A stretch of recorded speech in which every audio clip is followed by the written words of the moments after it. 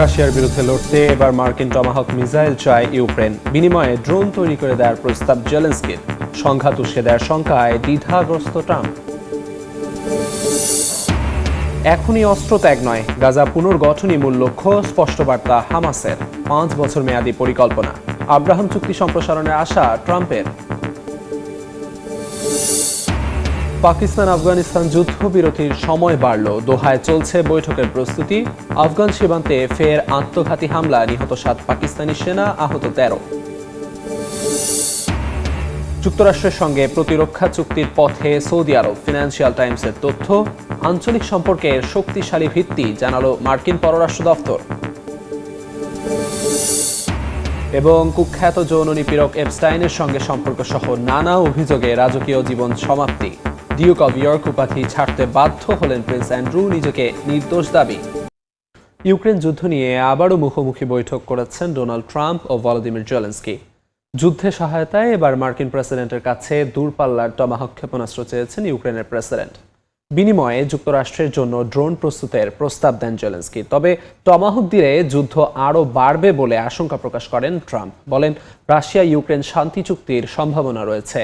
রুশ president Vladimir পুতিনের সঙ্গে 2 ঘন্টার ফোনালাপের পর হাঙ্গেরিতে নতুন শীর্ষ বৈঠকের ঘোষণা দেন তিনি। তবে সেখানে থাকবেন না জেলেনস্কি। গাজা যুদ্ধের পর ফের রাশিয়া ইউক্রেন যুদ্ধ বন্ধে মনোযোগী হয়েছেন মার্কিন প্রেসিডেন্ট। দুই দেশের নেতার সঙ্গে ফোনালাপ ও বৈঠকে পার করছেন ব্যস্ত সময়। এরই পরিপ্রেক্ষিতে শুক্রবার হোয়াইট হাউসে ইউক্রেনের প্রেসিডেন্ট ভলোদিমির জেলেনস্কির সঙ্গে বৈঠক করেন ডোনাল্ড ট্রাম্প। যুদ্ধবন্ধের উদ্দেশ্যে প্রয়োজনীয় পদক্ষেপ নিয়ে আলোচনা করেন দুই নেতা। বৈঠকে ট্রাম্পের কাছ থেকে দ্বিপাক্ষিক নিরাপত্তার নিশ্চয়তা চান জেলেনস্কি, যাতে ইউক্রেনের জনগণ নিশ্চিন্ত থাকতে পারে। পুতিন বাহিনীর বিরুদ্ধে শক্তভাবে রুখে দাঁড়াতে যুক্তরাষ্ট্রের কাছে দূরপাল্লার টমাহক ক্ষেপণাস্ত্র চান ইউক্রেনের প্রেসিডেন্ট। এর বিনিময়ে ইউক্রেনে মার্কিন ড্রোন উৎপাদনের প্রস্তাব দেন জেলেনস্কি। তার প্রস্তাবে কিছুটা আগ্রহ দেখালেও টমাহক ক্ষেপণাস্ত্র দেয়া নিয়ে দ্বিধা প্রকাশ করেন ট্রাম্প। বলেন, কিয়েভকে দূরপাল্লার এই অত্যাধুনিক ক্ষেপণাস্ত্র সরবরাহ করা হলে মস্কো একে উস্কানিমূলক পদক্ষেপ হিসেবে দেখতে পারে, যা যুদ্ধকে আরও বাড়িয়ে তুলতে পারে বলে শঙ্কা প্রকাশ করেন ট্রাম্প। যুক্তরাষ্ট্রের নিরাপত্তা নিশ্চিত করতেও টমাহক প্রয়োজন বলে উল্লেখ করেন তিনি। আমাদেরও টমাহক চাই। আমরা এমন কিছু দিতে চাই না যা আমাদের দেশ রক্ষার জন্য দরকার। আমি চাই এই যুদ্ধ শেষ হোক। এদিকে বৃহস্পতিবার রুশ প্রেসিডেন্ট ভ্লাদিমির পুতিনের সঙ্গে 2 ঘন্টা ব্যাপী ফোনালাপের পর হাঙ্গেরির বুদাপেস্টে নতুন শীর্ষ বৈঠকের ঘোষণা দেন ট্রাম্প। বলেন, রাশিয়া ও ইউক্রেন দুই দেশই যুদ্ধ বন্ধ করতে চায়। এর জন্য কেবল 2 নেতার মধ্যে সমঝোতা প্রয়োজন। নিজেকে মধ্যস্থতাকারী হিসেবে বর্ণনা করে ট্রাম্প বলেন, 3 প্রেসিডেন্টের মধ্যে আলোচনার মাধ্যমে যুদ্ধের ইতি টানা সম্ভব। যদিও বুদাপেস্টের বৈঠকে জেলেনস্কি থাকবেন না বলে জানান মার্কিন প্রেসিডেন্ট। বলেন, পুতিন ও জেলেনস্কির মধ্যে সম্পর্ক ভালো না হওয়ায় আলাদা আলাদা বৈঠক করবেন তারা। হামাস এখনই অস্ত্র ত্যাগ করতে রাজি নয়, স্পষ্ট জানিয়ে দিয়েছেন গোষ্ঠীটির রাজনৈতিক ব্যুরোর সদস্য মোহাম্মদ নাজ্জাল। দোহায় রয়টার্সকে দেয়া সাক্ষাৎকারে বলেন, এই মুহূর্তে তাদের মূল লক্ষ্য গাজা পুনর্গঠন করা। এর মধ্যেই যুদ্ধবিধ্বস্ত গাজার জন্য 5 বছর মেয়াদী পুনর্গঠন পরিকল্পনার ঘোষণা করেছেন ফিলিস্তিনের প্রধানমন্ত্রী মোহাম্মদ মুস্তাফা। মার্কিন প্রেসিডেন্ট ডোনাল্ড ট্রাম্প জানিয়েছেন, শিগগিরই আব্রাহাম অ্যাকর্ডস আরও সম্প্রসারিত হবে। এদিকে এখনও স্বজনদের মৃতদেহ খুঁজে বেড়াচ্ছেন ফিলিস্তিন ও ইসরায়েলের সাধারণ নাগরিকরা। রোববার রাফা ক্রসিং খুলে দেওয়ার ঘোষণা দিয়েছে ইসরায়েল। রাত দিন বোমাবর্ষণ আর ইসরায়েলি বাহিনীর স্থল অভিযানে ধ্বংসস্তূপে পরিণত অবরুদ্ধ গাজা উপত্যকা। জাতিসংঘের তথ্য বলছে, 2 বছরের যুদ্ধে প্রায় 55 মিলিয়ন টন ধ্বংসস্তূপ জমেছে, যা মিশরের 13টি গিজা পিরামিডের ওজনের সমান। এই ধ্বংসস্তূপ সরিয়ে চলছে স্বজনদের খুঁজে বের করার চেষ্টা। খান ইউনিসে ভারী যন্ত্রপাতি ব্যবহার করে ইসরায়েলি জিম্মিদের মরদেহ উদ্ধারের কাজ চলছে। ইসরায়েলিদের হস্তান্তর করা মৃতদেহের মধ্য থেকে স্বজনদের খুঁজে বেড়াচ্ছেন ফিলিস্তিনিরাও। রোববার নাগাদ রাফা সীমান্ত ক্রসিং খুলে দেওয়ার ঘোষণা দিয়েছে ইসরায়েল। চুক্তির প্রথম ধাপ অনুযায়ী এটি গত বুধবার খোলার কথা ছিল, কিন্তু হামাসের দেরিতে মরদেহ হস্তান্তরের কারণে তা স্থগিত হয়। এর মধ্যে যুদ্ধবিধ্বস্ত গাজার জন্য 5 বছর মেয়াদী পুনর্গঠন পরিকল্পনা ঘোষণা করেছেন ফিলিস্তিনি প্রধানমন্ত্রী মোহাম্মদ মুস্তাফা, যার আনুমানিক ব্যয় প্রায় 67 বিলিয়ন মার্কিন ডলার। এ প্রকল্পে 18টি খাতের 56টি উপপ্রোগ্রাম অন্তর্ভুক্ত থাকবে, যার মধ্যে রয়েছে আবাসন, সামাজিক সেবা ও অবকাঠামো। মুস্তাফা বলেন, প্রথম ধাপে 6 মাসের জরুরি পুনরুদ্ধার, তৃতীয় ধাপে 3 বছরের পুনর্গঠন এবং তৃতীয় ধাপে দীর্ঘমেয়াদী পুনর্গঠন কার্যক্রম চলবে।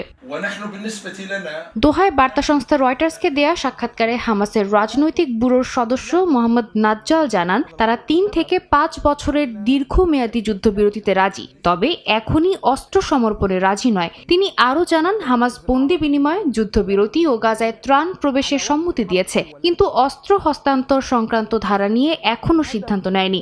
আলোচনা সাপেক্ষে এ বিষয়ে সিদ্ধান্ত নেওয়া হবে বলে জানান তিনি। অন্তর্বর্তী সময়ে গাজায় প্রযুক্তি নির্ভর বেসামরিক প্রশাসন থাকলেও নিরাপত্তার জন্য হামাস মাঠে উপস্থিত থাকবে বলে জানান নাজ্জাল। এই যে আপনি নিরস্ত্রীকরণের কথা বলছেন, তার মানে কি? অস্ত্রগুলো কেন, কাকে হস্তান্তর করা হবে? ইসরায়েল কি তার পারমাণবিক অস্ত্রগুলো জমা দেবে? কেন ইরানকে পারমাণবিক অস্ত্র ধ্বংসের কথা বলা হয় অথচ ইসরায়েলকে তা বলা হয় না? এদিকে শিগগিরই আব্রাহাম অ্যাকর্ডসের পরিসর বাড়ানোর আশা করছেন মার্কিন president Donald Trump. Fox business নেটওয়ার্ককে দেয়া সাক্ষাৎকারে তিনি বলেন, সৌদি আরব এই চুক্তির সঙ্গে যুক্ত হলে অন্যান্য আরব দেশও তাদের পদচিহ্ন অনুসরণ করবে। মধ্যপ্রাচ্যে শান্তি প্রতিষ্ঠার জন্য এটি উল্লেখযোগ্য একটি পদক্ষেপ হবে বলে আশাবাদ জানান ট্রাম্প। যুদ্ধবিরতির পর নানা সংকটের মুখে নিজ ভূমিতে ফিরছেন গাজার বাস্তুচ্যুত বাসিন্দারা। 2 বছরের সংঘাতে বাড়িঘর হারানোর পাশাপাশি শারীরিক ও মানসিকভাবে বিপর্যস্ত তারা। এমন পরিস্থিতিতে সংক্রামক রোগও নিয়ন্ত্রণের বাইরে চলে যাচ্ছে বলে সতর্ক করেছে বিশ্ব স্বাস্থ্য সংস্থা। উপত্যকার 36টি হাসপাতালের মধ্যে মাত্র 13টি আংশিকভাবে কার্যকর রয়েছে। সেখানেও চিকিৎসা ব্যবস্থা প্রয়োজনের তুলনায় অপ্রতুল, নেই জরুরি সরঞ্জামও। দখলদার বাহিনীর হামলায় গুরুতর আহতরাও দুর্বিষহ জীবনযাপন করছেন। গাজা যেন ধ্বংসস্তূপের এক ধূসর মরুভূমি। যতদূর চোখ যায় শুধু ইসরায়েলি বাহিনীর ধ্বংসযজ্ঞের চিত্র। দখলদারদের হামলায় এরই মধ্যে উপত্যকার 90% অবকাঠামো ধ্বংস হয়ে গেছে। শুধু স্বাস্থ্য অবকাঠামো লক্ষ্য করে হামলা হয়েছে 800-র বেশি।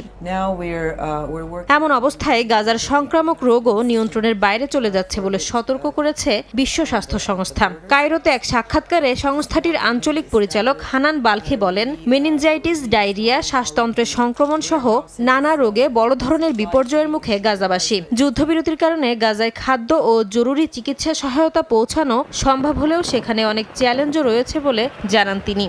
অনুযায়ী ইসরায়েলি হামলায় গুরুতর আহত হয়েছেন অন্তত 42,000 মানুষ, যাদের 1/4 শিশু। গত 2 বছরে জন্ম নেওয়া অসংখ্য শিশু এখনো কোনো টিকা পায়নি। নানা শারীরিক সমস্যার পাশাপাশি উপত্যকার বাসিন্দারা মানসিক স্বাস্থ্য ঝুঁকিতে রয়েছে। এদিকে গাজার হাসপাতাল পুনর্গঠনে $1 বিলিয়ন খরচের পাশাপাশি দশকের পর দশক সময় লাগবে বলেও ধারণা সংস্থাটির। পাকিস্তান ও আফগানিস্তানের সীমান্ত সংঘাতের মধ্যেই 2 দেশের মধ্যে অস্থায়ী যুদ্ধবিরতি বাড়ানো হয়েছে। কূটনৈতিক সূত্র জানিয়েছে, দোহায় চলমান আলোচনার শেষ পর্যন্ত এই যুদ্ধবিরতি বহাল থাকবে।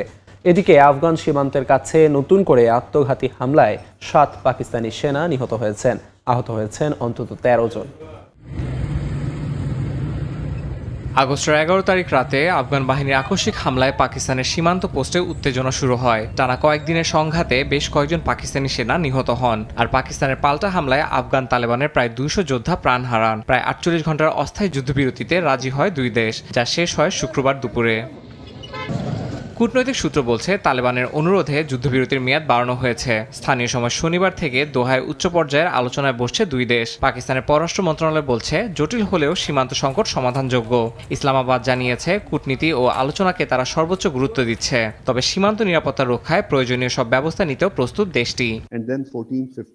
পাকিস্তানের অভিযোগ, আফগান ভূখণ্ডে এখনও সক্রিয় রয়েছে পাকিস্তান বিরোধী সংগঠন ফিতনা আল খাওয়ারিজ ও ফিতনা আল হিন্দুস্তান। ইসলামাবাদ চায় এসব গোষ্ঠীর বিরুদ্ধে তালেবান সরকারের দৃশ্যমান পদক্ষেপ। তবে কাবুল বলছে, আফগানিস্তানে আর কোনো সন্ত্রাসী সংগঠন সক্রিয় নেই এবং আঞ্চলিক শান্তি প্রত্যেককে নিজের ভেতর থেকেই স্থাপন করতে হবে।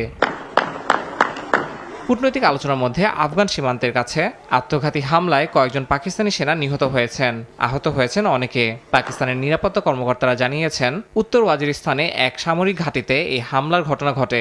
হামলাকারীদের একজন বিস্ফোরক ভর্তি গাড়ি নিয়ে ঘাঁটির দেয়ালে আঘাত করে, পরে আরও 2 জন ভেতরে ঢোকার চেষ্টা করলে সেনাদের গুলিতে নিহত হন।